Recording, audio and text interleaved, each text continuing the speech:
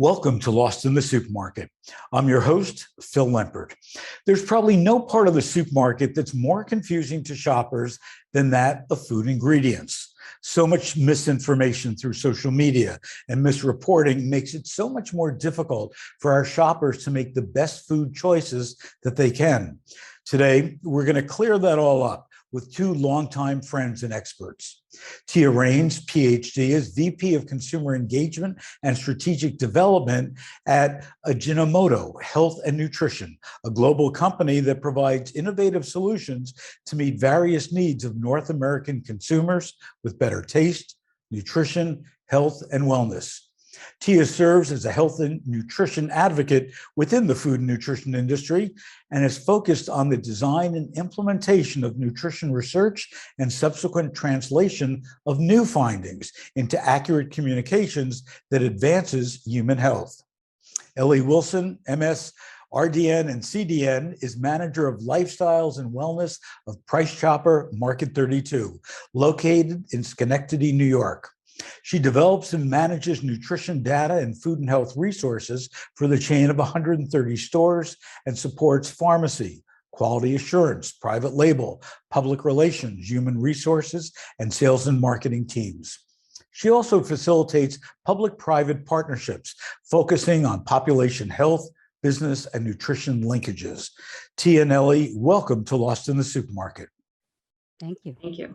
So my first question is, what do you both see as the most confusing issues for consumers when reading food labels? Tia, why don't you go first? Well, first off, you alluded to this when you started that I think there is a lot of misinformation out there that's being driven by non-experts in food and nutrition, propagating their opinions as well as maybe other opinions that they've heard that they are amplifying out there. And I think it leads to a lot of confusion with people in terms of what's fact and what's myth or an extension of misinformation. So I think that is what's driving a lot of this confusion. And unfortunately, I think that spills over into responses by whether it's the mainstream media, but also retailers. And even the food industry has a role to play here. For example, the whole clean label movement, I think, is a response to misinformation where the industry has reacted by defining what should be on a food label when science should be what's defining what's on that food label. And unfortunately, we're at a place where science isn't leading the narrative right now. It's in the back seat, and I hope to change that. Which is why we have a scientist here to explain it. Before I get to Ellie, so what can a consumer do when they're researching an ingredient or an ingredient statement or a clean label or an ingredient that they've never heard of or a claim? In today's environment, what they're going to do is they're going to go on Google. And as you know, the three of us know, 50% of what you find on Google is true, 50% is either paid for or not true. Tia, how can the consumer navigate this? I think it's similar to navigating medical information. You have to go to a source that is reliable, that is backed by experts, and has some sort of not policing, but guidance behind it. So for example, government sites are always good places to go. They are putting forth facts and they are ensuring that scientific consensus is what's being represented there. Certainly registered dietitians are the authority on food and health and always seem to be a good place to go. I say almost always because they're, like with any profession, you may get some people that are on the fringes that are taking factual information and maybe extrapolating to a place that isn't in line with scientific consensus, but certainly registered dietitians are a good place to go. And then I know people cringe at this, but food companies, they are required by FDA, FTC guidance to be putting fact out there on their websites or with their information. So if you're looking for information on an ingredient that's on a food package, I would go to that company's website and try to find out, what is that ingredient and why it is there. I want to go back to one thing that you mentioned as far as going to reputable sources. One of the things that I come across a lot, and Ellie and I have actually communicated about this, is there's studies that come out that have very small samples. I'm talking about like 40 people. And the headlines in major media, take that and extrapolate it to the general population. But it's 40 people. We just reported on a study the other day that showed that a certain ingredient could help, people's health. And then when you looked at, dietary fat, and then when you looked at the people that they studied, and it was a huge study, it was, I think, like 30,000 people over a 10 or 15-year period. What they found is their claim that increasing the amount of dietary fat would actually reduce heart disease. Well, you look at the people, had a BMI, a very low BMI. They exercised daily. They were on the Mediterranean diet. I mean, you looked at all the factors, and of course, these people are going to have, have healthy lives. Ellie, what do you see as the major consumer confusion these days? Well, I have to agree with Tia about, how we are communicating what creates a healthful food, right? But there's that actually opens a door for us to help people with discussions about ingredients, especially ingredients like MSG that have been around for such a long time. I'll use one that we're all very familiar with. Eat what your grandmother ate. Okay. Right. MSG's discovery as a unique substance is over 100 years old. So I'm pretty sure my grandmother was there. And at that time, she also really embraced it as a way to help her family enjoy what was a much less robust and culinary oriented food supply and grocery store at the time, right? So there's an opportunity to help people reframe this a little bit, because it is true. We're getting this information positioned as a negative that in truth is positive. And we know that we have a lot of situations like that right now where we're in polarizing conversations. We need a nudge, not a push.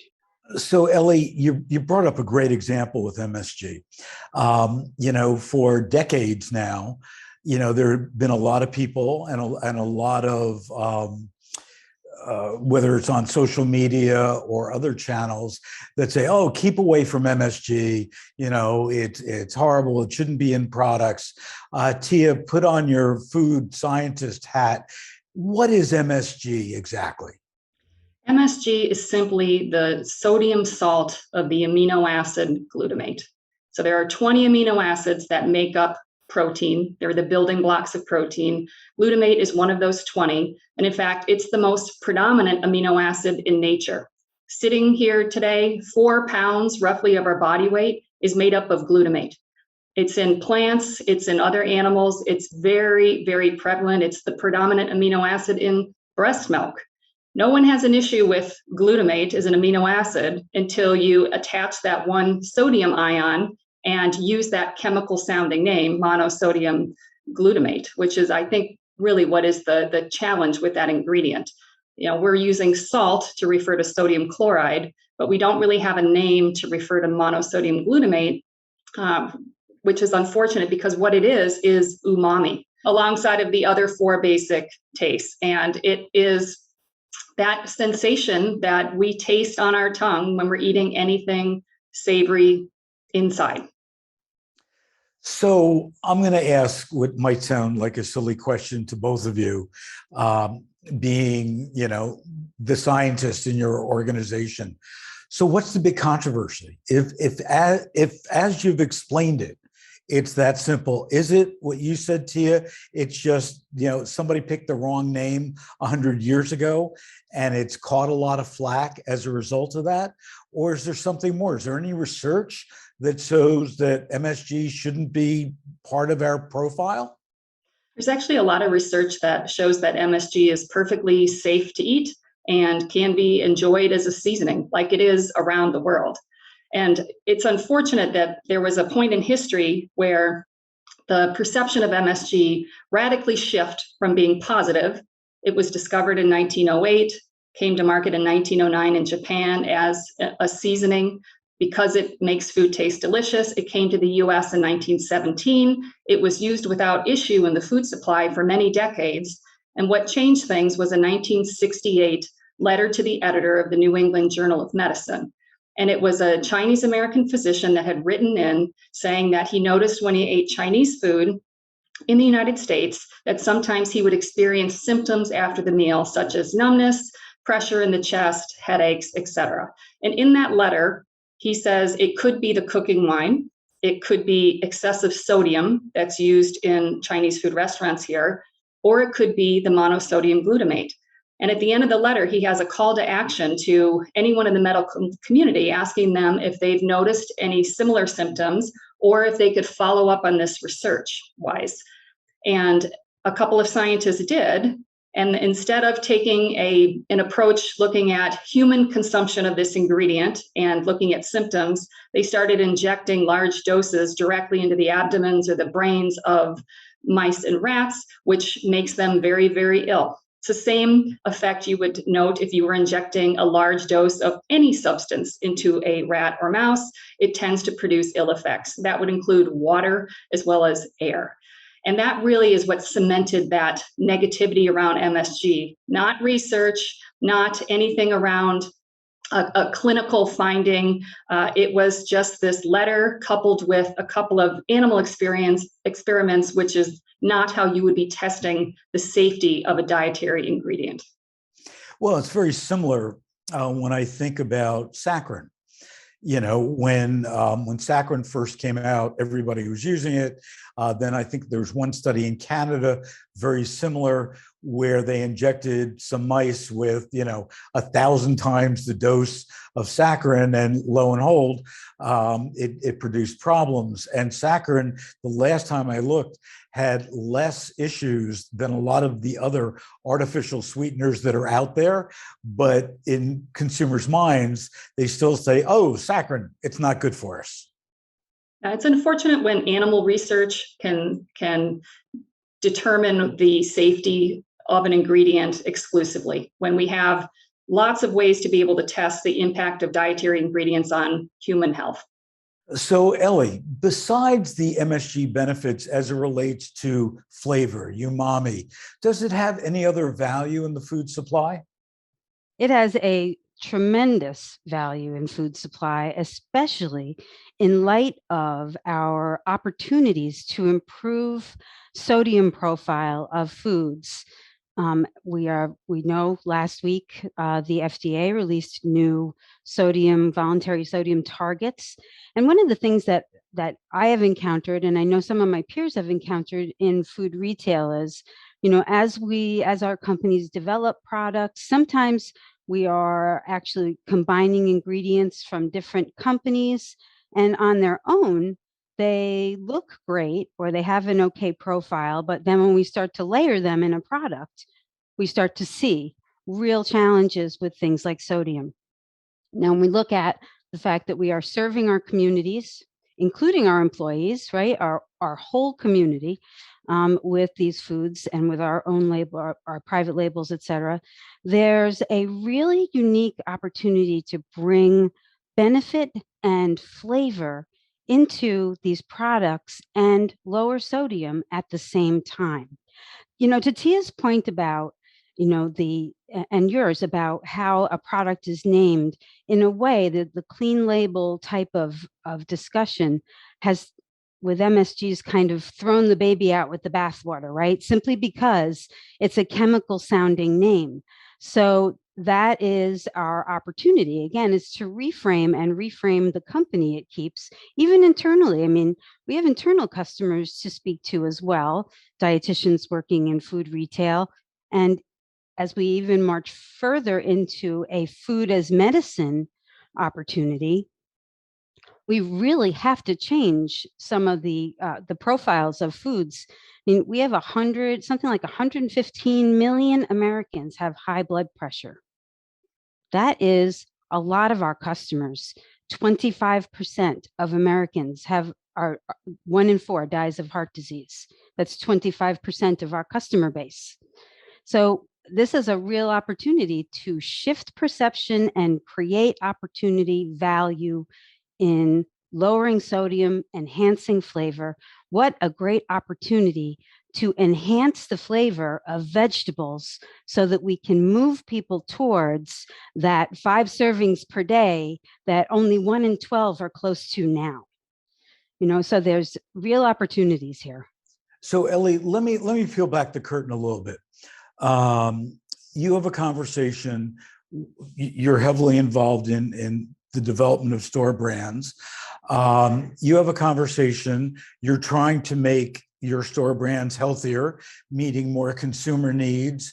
You're that voice of reason, and you go to your buyer or product developer and say, MSG should be in this product. Talk to me about that conversation. So I think it depends on the group of products that we're discussing. And how that plays out is an education moment, right? And it is an opportunity to use research such as the consumer research showing that this is less concerning than other types of issues in food ingredients. So it's really an education moment. And as far as my role is part of the team. And we all bring our information to the table and say, how will we best serve the customer? How will we best serve business? And that is an opportunity this is really an opportunity to bring those two together. So Tia, I'm going to put you on the spot here for a minute. There are retailers around the country who have banned MSG, who have said, our consumers just don't want ingredients that have MSG in them. What do you have to say about that? And what do you say to them? I think it's unfortunate for 2 main reasons. One, Ellie just alluded to, it's a tool that's very effective at being able to reduce the sodium, anywhere from 25 to 60%, depending on what the formula is. So we are in a place right now where 9 out of 10 Americans are consuming too much sodium. MSG alone is not going to solve for that, but it's another tool that's not currently being used because of this perception issue that is reinforced with these retailers and these no-no lists. So that's point number 1. Point number 2 is that MSG is a part of food culture around the world. It is an important ingredient in Asian food culture. It's used in different Latin countries. It's an important ingredient that is inherent to those foods and dishes that the people in those regions enjoy. And so by putting an ingredient like that on this no-no list, you are compromising the integrity of those different food cultures. How can you bring a traditional Asian food product into a retailer and ban MSG? I mean, that's just, I think it's being culturally insensitive when you're not using science to make these decisions, and instead you're responding to what you think your consumer is looking for. And also, let's not forget, survey after survey, I don't care who does it, always says that number 1 is taste for shoppers as it relates to food. So, I mean, if it doesn't taste good and we've got an ingredient that helps something taste good, there's this fighting going on. So, Ellie, as an RD, what recommendations do you have for other RDs and other health experts and retail professionals on how they can educate consumers about MSG so we can start to shift the narrative so it moves away from this no-no list to a yes list? So there's, I think, some really great opportunities. Communication is key, right? So going back to my statement about your grandmother ate it, let's leverage some of the ways that we communicate benefit and also talk about ingredients that are bringing benefit. So in a way, it's the company you keep, right? So Tia mentioned potassium chloride earlier. Well, we're now reframing that as potassium salt. as a way to help consumers see that this is an ingredient that is okay in food because we need more potassium in our food supply. That's also part of helping us control some of these population health heart concerns. Think about, the evolution of how different foods have moved into our culture. Remember when Greek yogurt was new? I mean, we have really powerful capacity in our marketing and our storytelling. MSG, again, having that history and that length of time, and in a way it's a little bit of an underdog story, right? So here's Clark Kent, and but all the time he's been Superman. There's an opportunity here. This is I love the toolkit approach. My son has this scout tool, and it's a pliers, it's a screwdriver, it's a solar panel, it can walk your cat. This thing is just amazing. But MSG has a lot of those same kind of characteristics in that it helps us include sodium, which absolutely has functional quality in our food products without having it be excessive. It is a simple substitute. It's accessible.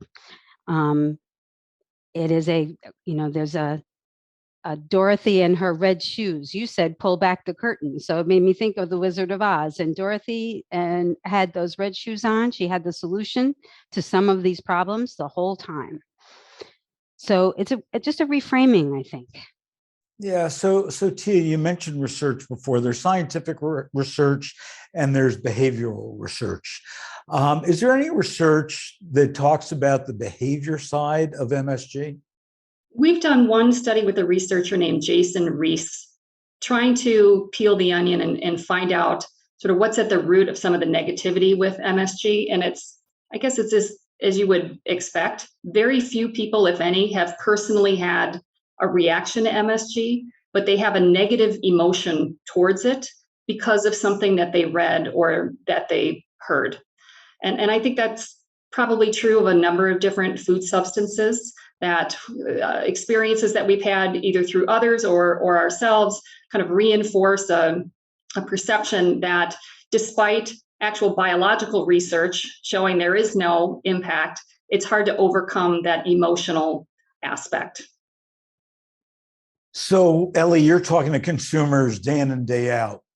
How do we build on findings like this to change the behavior, to inform consumers, to empower consumers about these attitudes that they've got, not only about MSG, but many foods, different beverages, ingredients, issues that matter in our food supply?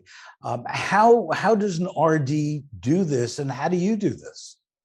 So again, helping people understand. I mean, one of the biggest surprises that is for people is to find out that glutamate is already in their body, that this is already part of their biology, already part of our foods. So that does tend to lower some of the, kind of opens the door to okay, I can learn more about this. Let me, understand this better. People also again, we can use some of the tools that we use or that are used in social media. Secret. Everybody likes to know the secret, right? So this is a way that we can educate through some of that, that negative and that stigma situation. We also, can even look at this from a segmentation point of view, which is a lot of how retailers communicate and food companies communicate. So going back to that health and grouping, really frighteningly and sadly, the number one killer of young mothers is heart disease. What's an opportunity here? These are the customers we're focusing on, especially in those digital channels. What an education opportunity that we can help them, dispel that myth. And we've certainly had our share of myths in food. So we can use these channels and even probiotics. Who knew what they were back then? Now everybody knows what they are. mean, we've actually been able to create markets for sour beverages with some really gnarly looking floaty stuff. So Right. I think that we have an opportunity to turn this, to get an attitude and information adjustment. Again, that nudge behavioral economics opportunity, and ensure that we can, not throw the baby out with the bathwater. We can reposition something like MSG with other substances that we're counting on. What flavors cheese? Penicillium roqueforti, right? With blue cheese, or our probiotics. Everyone touts their actual species. They write the species are in the ingredient lists on yogurt. This is the company that we want MSG to keep, and we want people to understand that this is the group it's in. So I think that there's some real opportunities to educate through that. And as we look at now, there's 163 food categories in that FDA guidance that was released last week. But there's definitely some bigger players when it comes to sodium content in the food supply that should probably be looked at first. And that may be that nudging everything just a little bit is why they're trying to do that, because when we just have one deli meat item that is low sodium and it's a roasted turkey, and we call it low sodium roasted turkey, can't wait for that.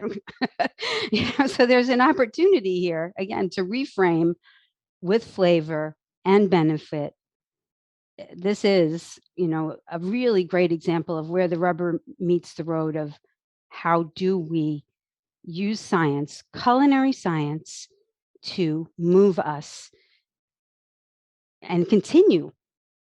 Look at how retailers have taken care of their communities over the last couple of years as we've gone through this unprecedented time.